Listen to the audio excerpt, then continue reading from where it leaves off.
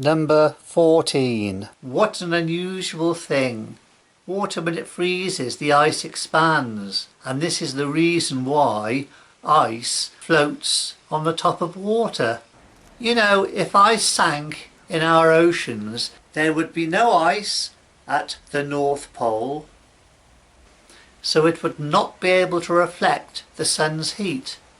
There would still be a South Pole covered by snow, but you see, the North Pole is just plain ice frozen on top of the sea.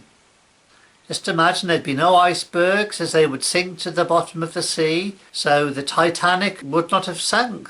But I expect no list like this would be complete without mentioning the discovery of penicillin.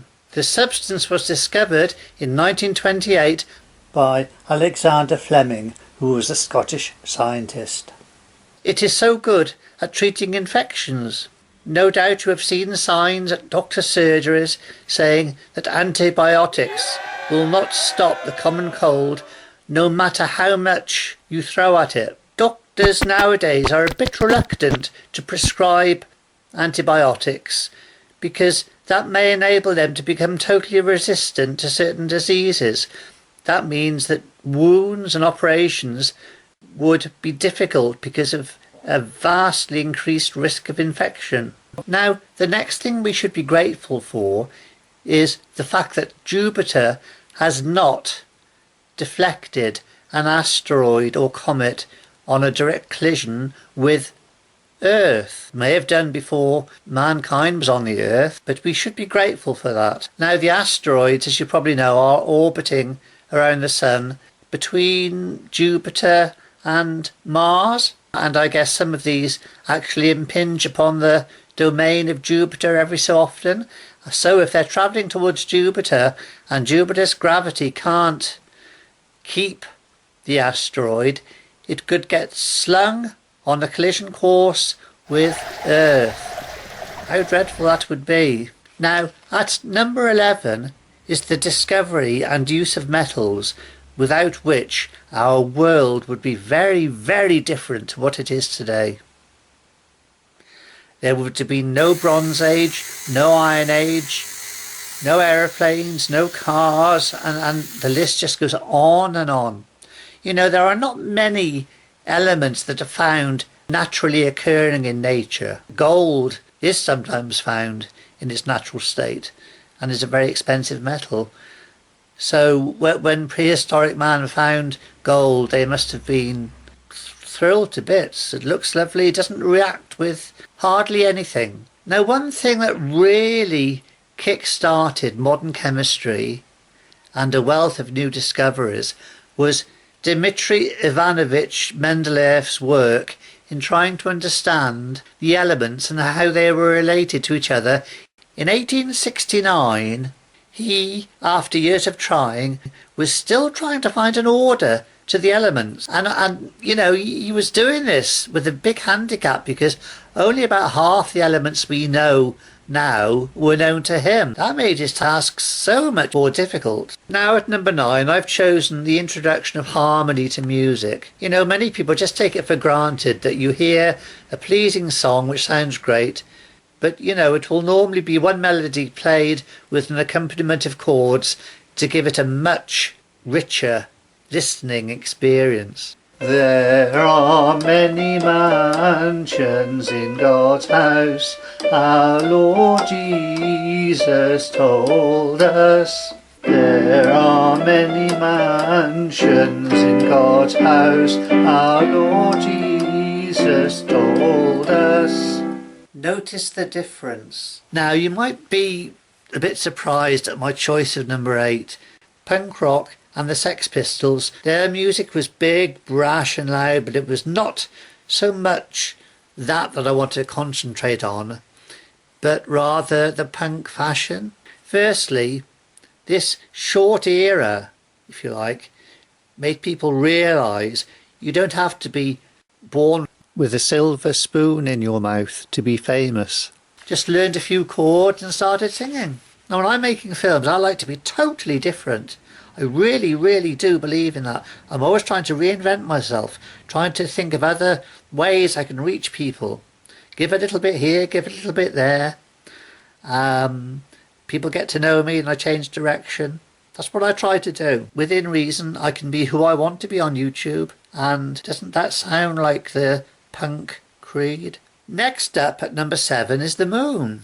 Okay, well, there are 2 things about the moon we should be grateful for. One of them is that it controls the tides. How can they predict when high tide's going to be and all that? You know, it's really quite interesting. But it's the moon's gravity, you see, that affects the tides and gives you high tide and low tide and all that.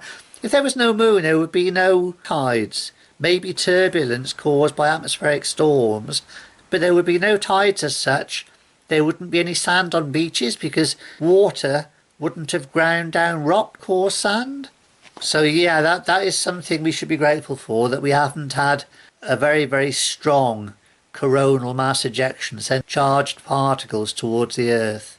You know, a direct strike from a particularly strong coronal mass ejection could cause havoc on Earth. Satellites would be affected in space, computers would break down, and lots of bad things would happen. We rely on the internet. Goodness knows what would happen with that.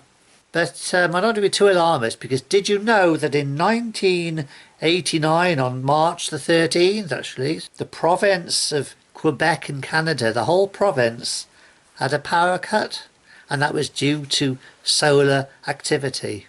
So you have been warned. Now at number 5, D-Day. You know, the world held its breath with the invasion of Europe to liberate Europe from the rule of the Germans. This hadn't happened, we would be living in a very, very different world nowadays. There would probably be 3 superpowers: the Americans, the Germans and the Japanese. As you can see from this map, German sea defences were vastly stretched, right from the top down to the bottom, see on the map.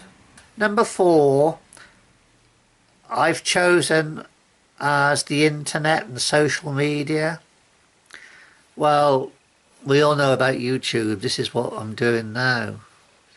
Wow, isn't it great to be able to spread your brand of comedy, humour, your outlook on life throughout the whole world? Really, you can just do that. It's so incredible. Now, number 3 in things we should be grateful for, I think, is the electromagnetic spectrum. Just imagine years and years ago, I don't know, Roman soldiers near Hadrian's Wall.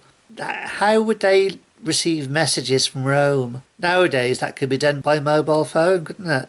A soldier carrying a mobile phone. Just imagine a mobile phone talking to the emperor thousands of miles away. Wouldn't it have made so much difference? You could argue that if the Romans used mobile phones, their empire wouldn't have declined.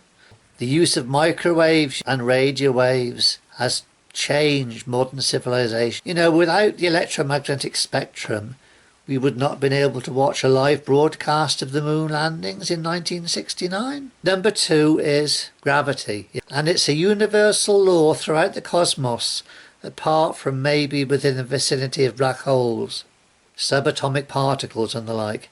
However, if it was not for gravity, then we would not be going around the sun. The Earth would be merely drifting in space.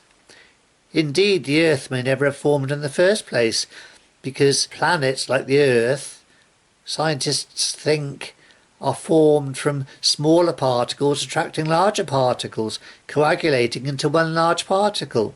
Now, as you probably know, Isaac Newton discovered gravity when he had the misfortune of an apple falling on his head.